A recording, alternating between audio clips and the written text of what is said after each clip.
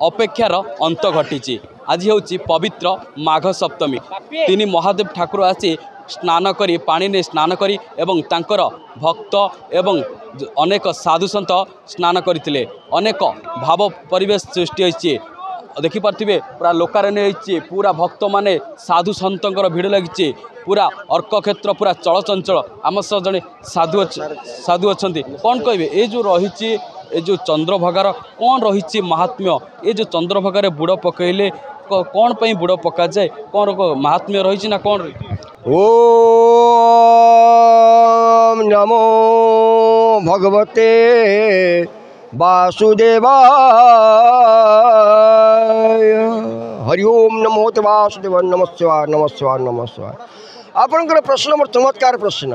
ये प्रश्न होची आगामी समय प्रश्न एवं भविष्य को सनातन संस्कृति को उद्बुद्ध करने प्रश्न एवं भारत मातार अखंड स्वप्न जहाँ कि रही तार ये हूँ प्रश्न, अस्मितार प्रश्न, सनातन तत्वर प्रश्न, जगन्नाथ संस्कृतिर प्रश्न।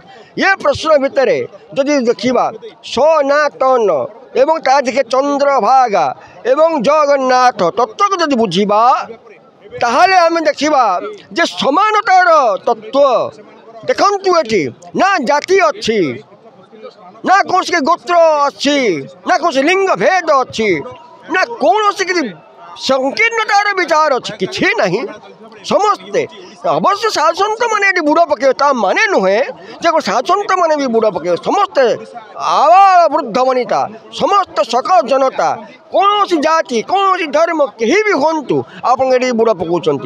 एक आप काय वाक्य एवं मानस तथा आध्यात्मिक आदि भौतिक आदि तत्व अभिभूत भवरे जो तत्व रही सामग्रिक भाव में गोटे मनीष पणिया मनीष तत्व को रक्षा करने से तत्व हूँ चंद्रभागा एवं प्रभुंकर जो दिव्य भव्य कथा रही।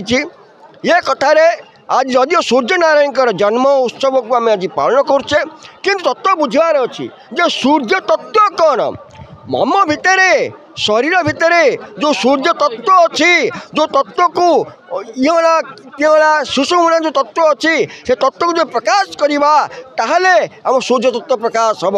आपण अखंड ब्रह्म तत्व को जो देखा चाहते ताले गोटे बुड़ पकातु। बुड़ हूँ कौन ना भावर बुड़। भगवान को पाइबा हेले भाव हवा दरकार। बुड़ीबा कौड़ी ना तीर्थ जल स्नान कर तीर्थ रे मन तू तो शरीर को तीर्थमय करदे, तो आत्मा को तीर्थमय करदे एवं सनातन संस्कृति को आगू नहीं चल आगू नहीं चल आगू नहीं चल।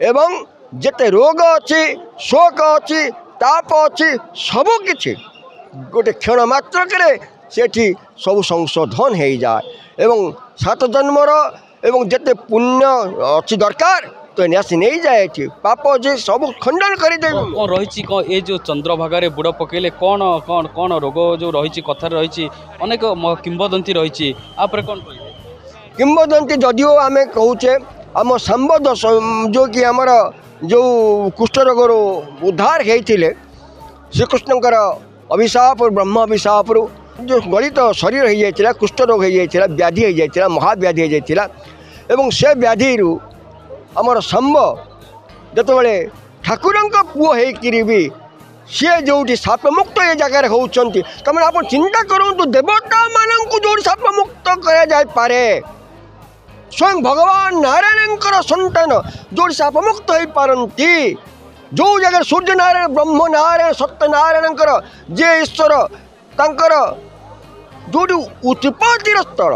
तापर आउरी गोटे कथा जदि आप भूगोल को जीवे विज्ञान को जीवे कौन अर्क भूगोल को देखंतु एवं आप सर्च करंतु देखंतु आम कोणार्क जो भाव में विश्व में जो केन्द्रित होती अक्षांश द्राघिमा देखंतु अक्षांश एवं द्राघिमा देखिले ये एभली एक स्थल ये सूर्य नारायण प्रथम रश्मि पड़ती जो कि ये क्षेत्र महिमा सारा विश्व रे मिलिब नहीं। जेते तीर्थ अच्छी हो कहबार कथा अच्छी जे ये तीर्थ रे जो यज्ञ फल मिले जो पुण्य फल मिले जो दान फल मिले महात्म्य रही अनेक किंवदंती अनेक दूर रोगरू भी सुस्थ होती आम सह आउ कि भक्त अच्छा सीधा सड़क प्रतिक्रिया नवा कौन रही जो चंद्रभागा आज बुड़ पकईले कौन रही आर महात्म्य हाँ चंद्रभागा बुड़ पकड़े निश्चिंत मानसिक पूर्ण हुए कारण जो मैंने कोष्ठ रोग कि बहुत